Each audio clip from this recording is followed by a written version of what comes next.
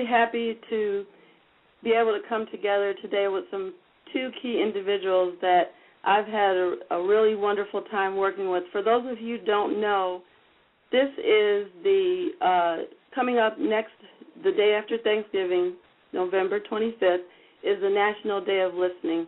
And for those who don't know me, I'm Robin Foster, and my thing is saving. Anything that's about saving stories is right up my alley. So when it was announced that Lowcountry was going to become an official national partner of the Project StoryCorps and was going to participate in the fourth annual National Day of Listening, I was very excited, and it's a great opportunity for us to reclaim the past, to interview our elders and get those stories that they have to tell that we can pass on to our children before they're lost. I'm really excited to be here with you right now and to be bringing to you two very important people that I respect and admire their work so much. One is Tony Carey of Lowcountry Africana, and the other is Joseph McGill. He is the person that you always see the blogs on about the Slave Dwellng Project. I'm so excited to get these two key people together. First, starting off, I'd like to give Tony a chance to explain to all of us what the National Day of Listening is all about and how and why Lowcountry is involved. Tony? The National Day of Listening is a new national holiday that was created by the nonprofit organization StoryCorps. And every year on the day after Thanksgiving, so this year it will be November 25th, and StoryCorps asks all Americans to set aside 1 hour on the day after Thanksgiving to interview a friend, a loved one, or a community member about their lives. And it's a wonderful opportunity for us to really think about the value of oral history to our specific heritage research. So it's a wonderful holiday, and this year we're really pleased to be an official national partner in the National Day of Listening. And the way that we'll be participating is to interview historians and preservationists in the Lowcountry who inspire us. And Joe McGill is as one of the people whose work really inspires us and whose work we admire. All right. Thank you so much, Tony. I have to say that I have a great respect for you, and I know that you have been putting in more hours than I think that are in a day to make this a success, and I'm really grateful for you providing this opportunity for all of us to take a look at the oral history that we could collect in our families. Thank you so much. Thank you. We're thrilled. Now, I before I turn the time over to Joe, I wanted to just say that what his work that he does is strikes the very core, I think, of what I feel and do.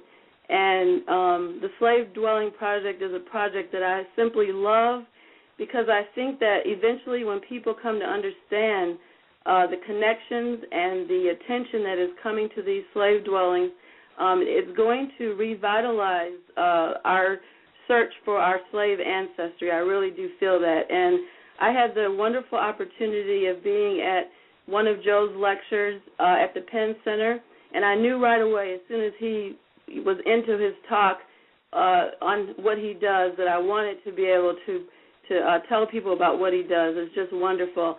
So with that, I'd like to turn the time over to you, Joe. Let us know what you're working on. Let us know about the passion that you have for what you do, and also tell us how the Day of Listening is important to you, what importance it has. Yes, Robin. Thank you for the opportunity. Yes, my name is Joseph McGill, and I am currently a field officer for the National Trust for Historic Preservation, and I also work part-time at Magnolia Plantation. And the Slave Dwellng Project is a project that 2 years ago I started in earnest. What the Slave Dwellng Project does is brings attention to extant slave dwellings.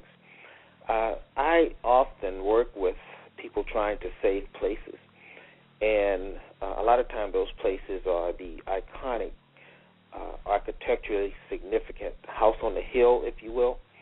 A lot of times, a lot of plantations are involved, and when in saving these architecturally significant places, a lot of times we have a tendency not to pay attention to the outbuildings.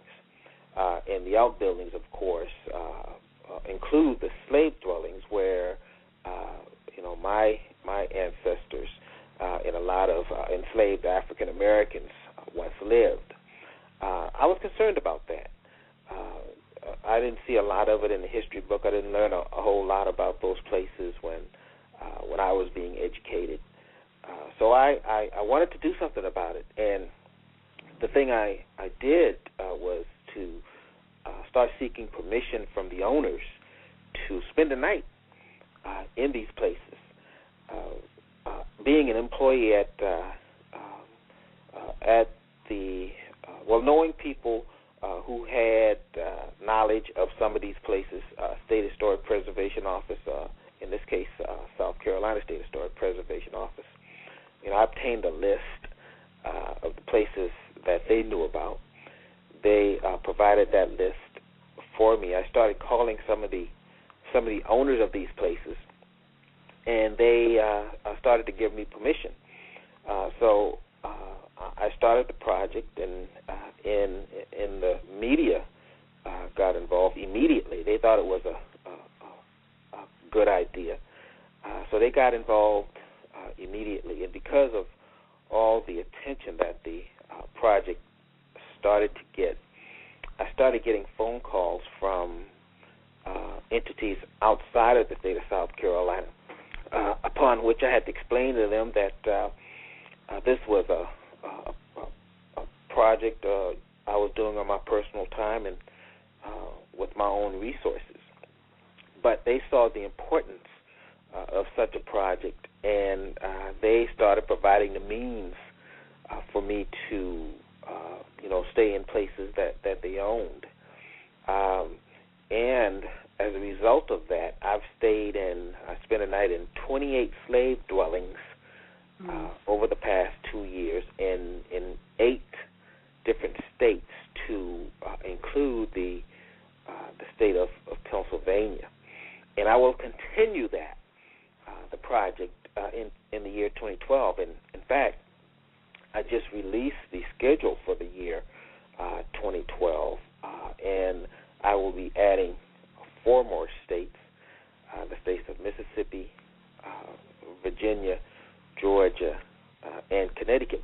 But I must add that the way I got to meet Tony and Robin was through a panel that I was invited by Tony to be on, and it was about African American genealogy, and we did this about a year ago at Penn Center.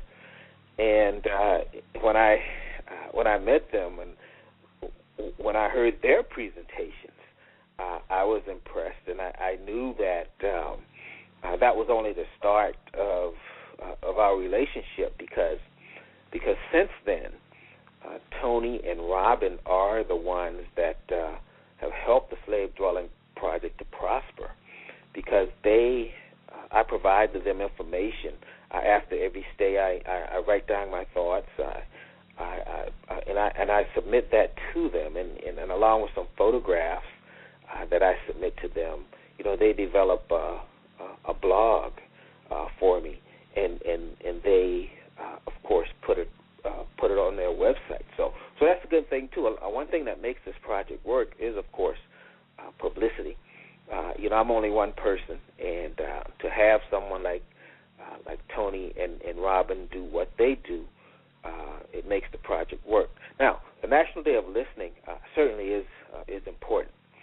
Important because we as African Americans historically had a necessity. We were forced to tell our stories orally because, of course, we know that during slavery, it was illegal for us to be educated. So all that we knew of ourselves had to be passed down I think this National Day of Listening is certainly important.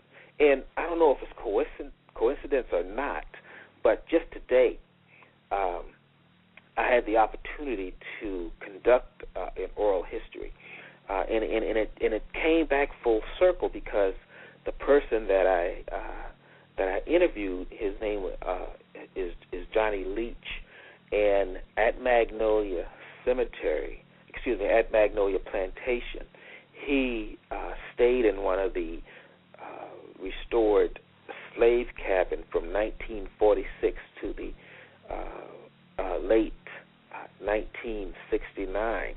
So to sit down with him today, with him and one of the sons, one of the 13 children that he raised in that slave dwelling, meant a whole lot to me. So, yeah, the National Day of Listening is certainly important to us as African Americans, and I think we all out there should take advantage of that. Take advantage of the time that we usually come together and set aside that hour and talk to the seniors, the matriarchs and the patriarchs in our family, because they have a lot of information.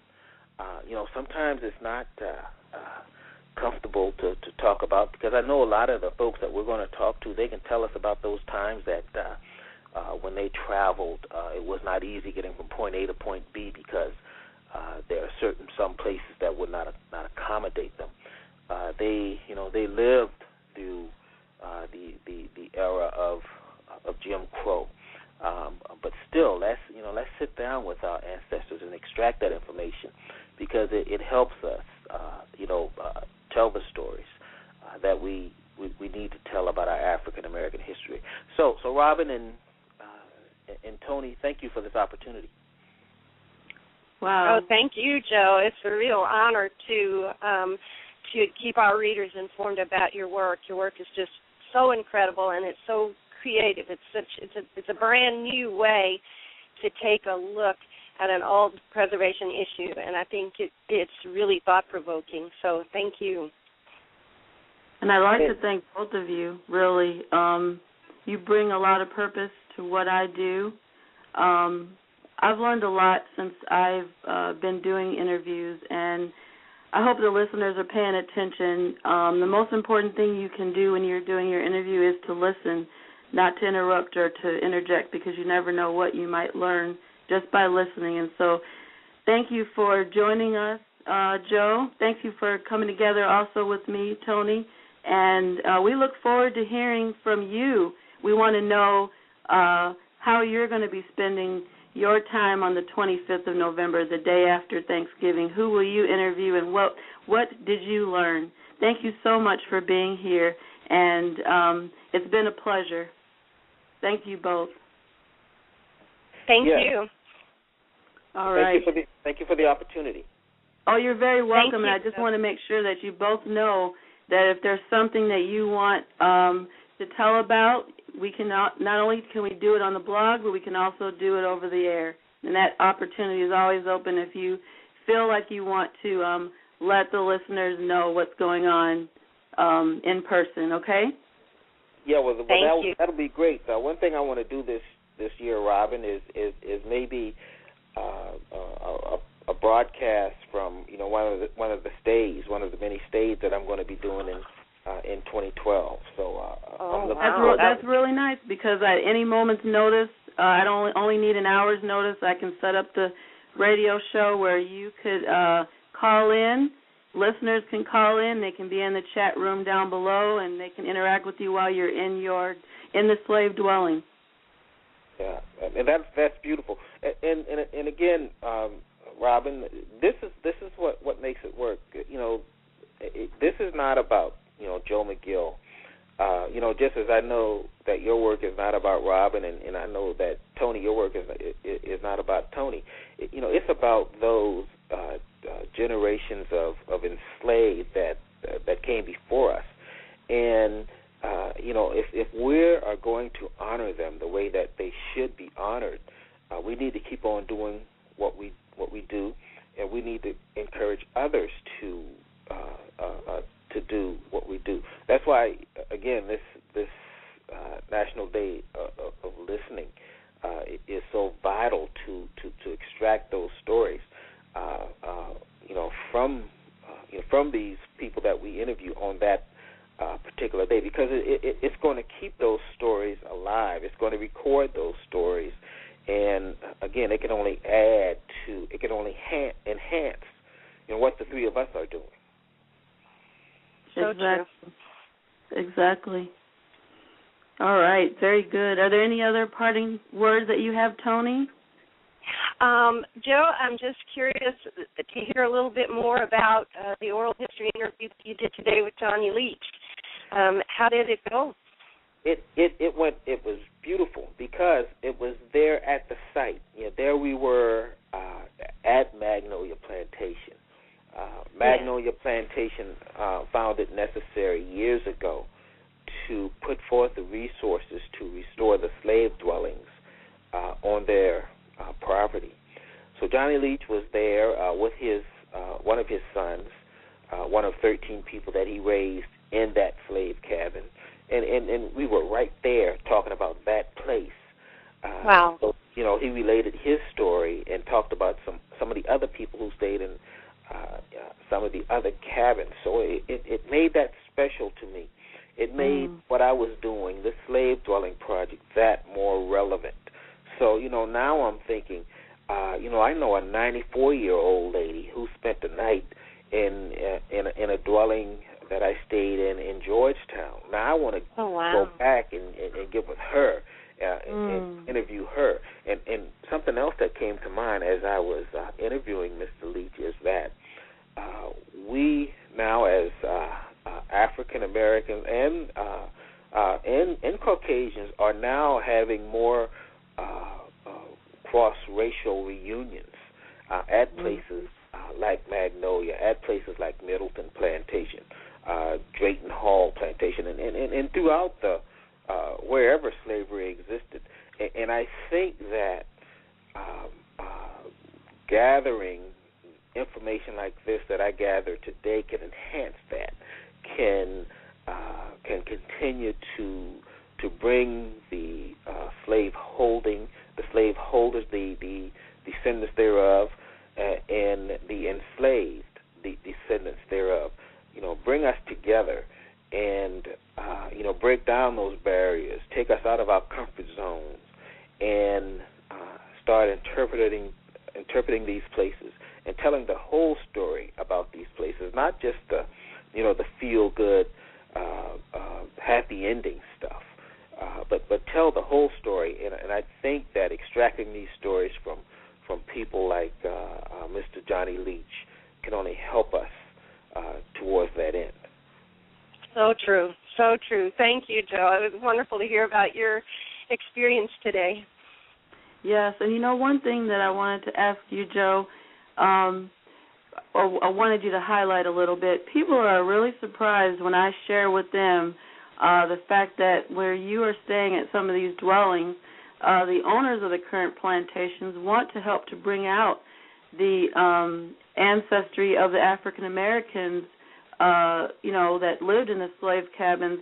They're really surprised, being that this is South Carolina. But could you highlight a little bit on the response you've gotten from the plantation owners and wanting to share and learn about the slave, the descendants of the slaves who were there? Yeah, I'm impressed. In the 28 places that I've stayed thus far, about half of those places are privately owned. And of those that are privately owned, they're all white. So I'm impressed by that, because at some point they had to make a decision as to what they were going to do with these structures that are now in their possession. Some of these places, few of these places were passed down, and some of these current owners are descendants of the founders of the property. But a lot of these places are not associated with the ancestry of the people who currently own them. So at some point, they all had to make a decision as to what they were going to do with the properties, the slave dwellings that are on their property. Now, luckily for me, they made the right decision. They chose to keep those dwellings on their property, not only keep them on their property, but restore them and sustain them and maintain them. So that in itself is a statement. And the fact that, they are the ones calling me because, now I'm the clearinghouse for this thing. There are a few instances where, through some networking I can get to them, but that doesn't matter.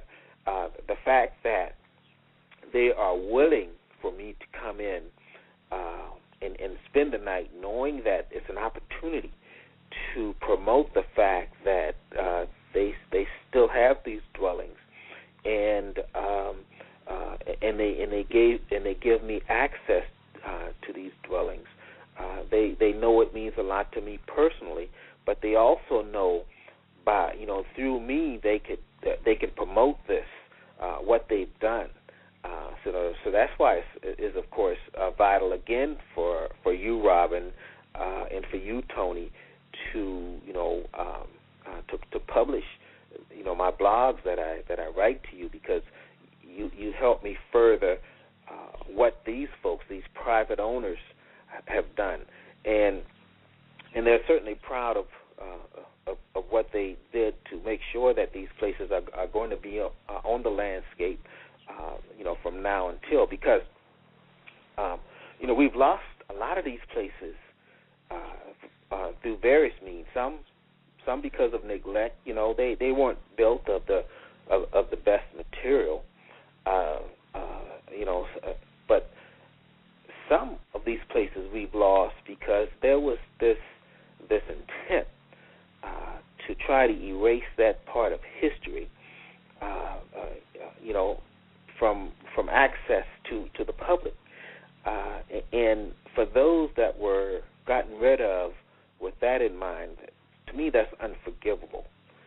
So to be in a position to help identify what's still there and promote what's still there is going to help us find out those that are in need of some immediate attention. And that's the important thing here. That's the vital part here. A lot of people ask, well, what's the end game here? Are you going to sit down and write a book? And I may. Sometime in the future that will happen. I can stop doing what I do right now, and I've got enough material to write a book. But the job is not yet finished. I'm still physically able to go and do this thing. So as long as I'm still physically able to do this, I'm going to do it. I'm going to continue to seek out these places and accept the invitations that I get to bring the attention to these places that have been saved, so that we can act now in saving those places that need to be saved. But so to that end, I really respect the private owners out there that give me the invitation to come and help showcase what they've done to help save these structures. One of the most interesting stays that I've done was in the state of Pennsylvania, simply because it was in the state of Pennsylvania. Because a lot of time when we think the institution of slavery, we tend to think plantation. We tend to think southern states. That's not a wrong thought, but that's not the only way we should think. We should know that wherever this institution of slavery once existed, in this young nation that we find ourselves living in, there are dwellings out there that could tell that story.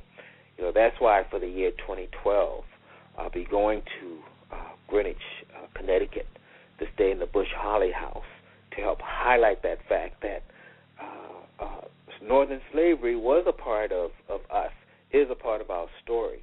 So I'm certainly looking forward to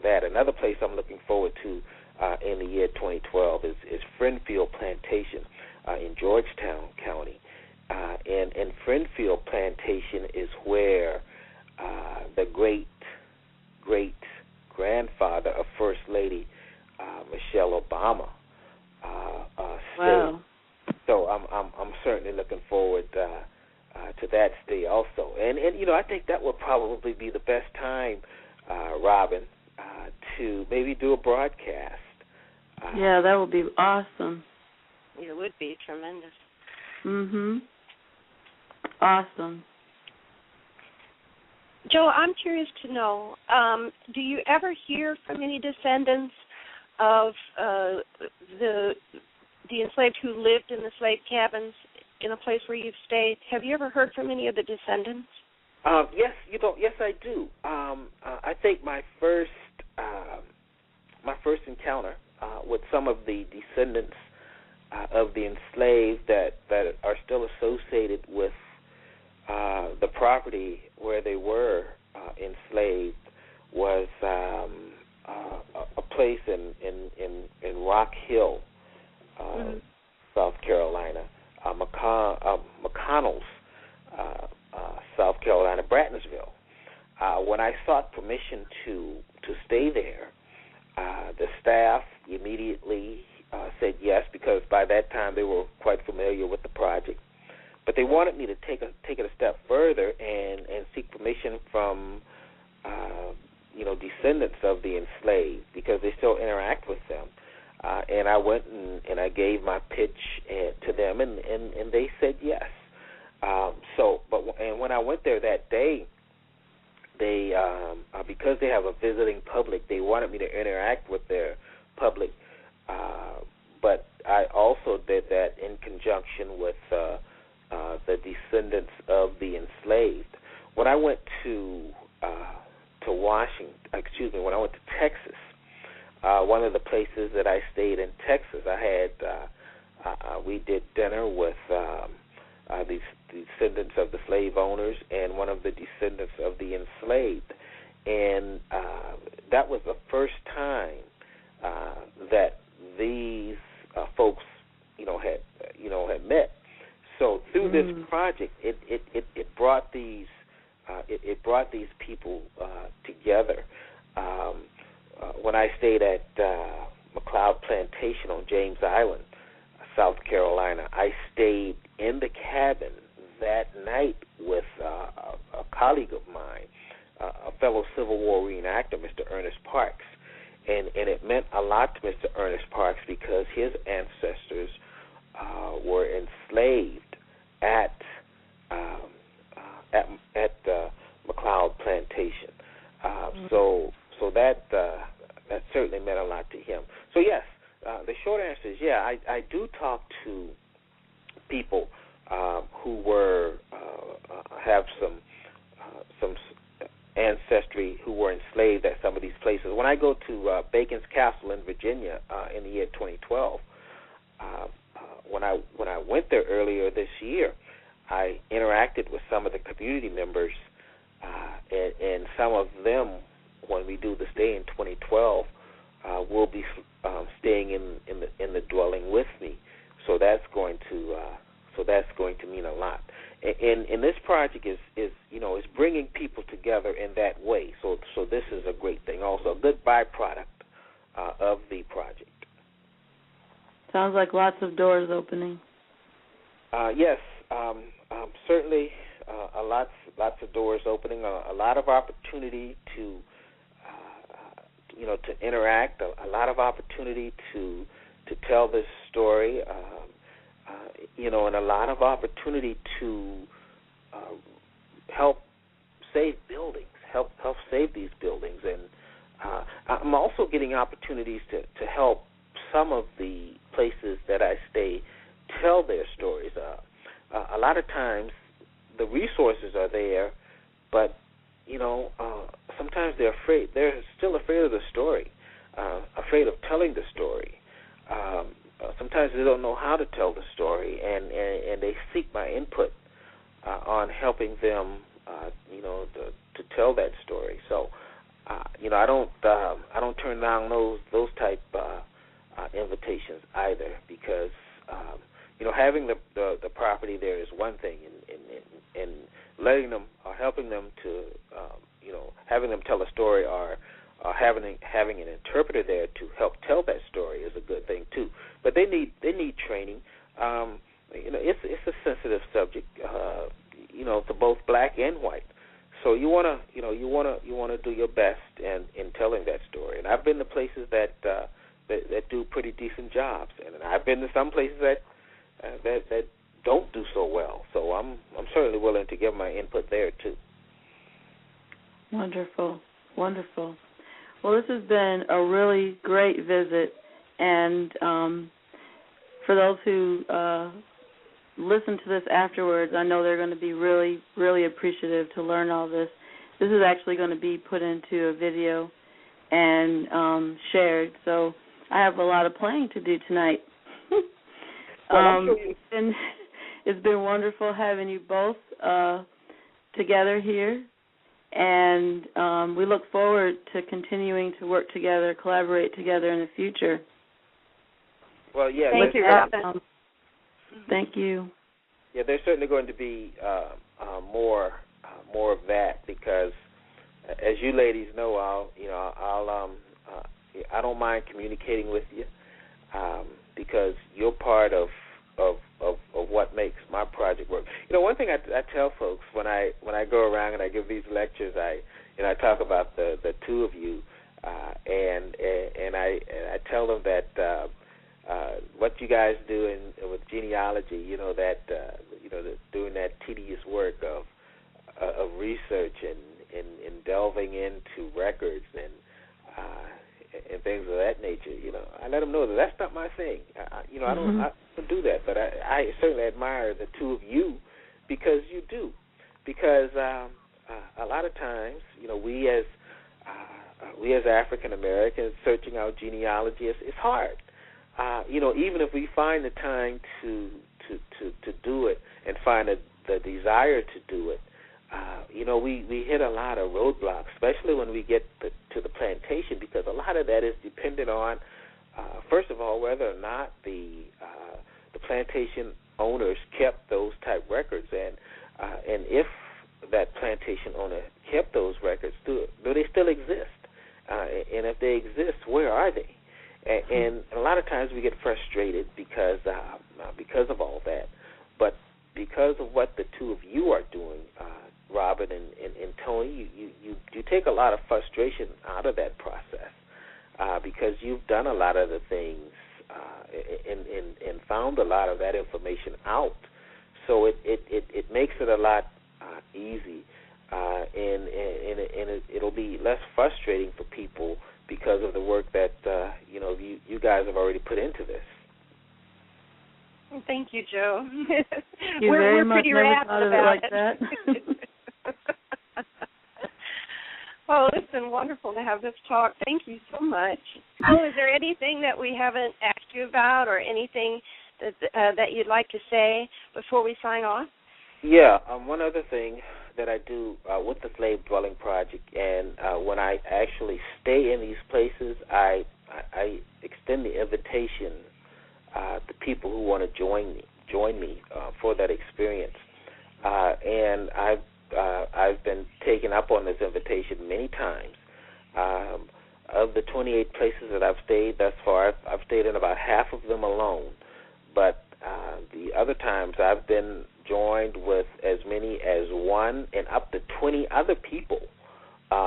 So if indeed you can access that schedule through Robin Save Our Stories and through Lowcountry Africana's blog, and if you come across this information, you see the schedule, and if you see a place near you, contact me, and we can talk about. Of course, I have to get permission from the owner to have other folks stay with me, but it's doable if you're interested.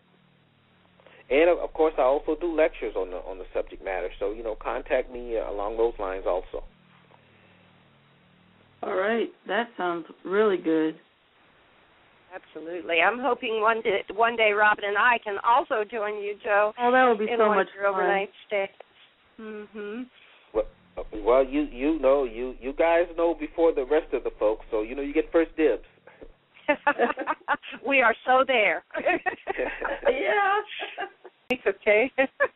All right. I hope you guys have a great weekend. Thank you both so much. All right.